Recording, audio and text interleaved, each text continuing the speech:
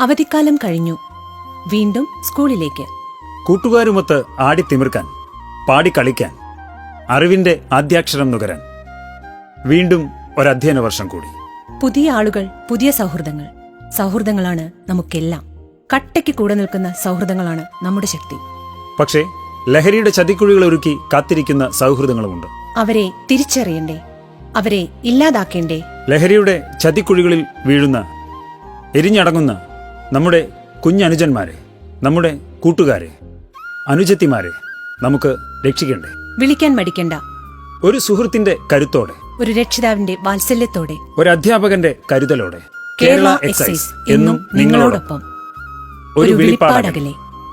വിളിക്കേണ്ട നമ്പർ 9447178000.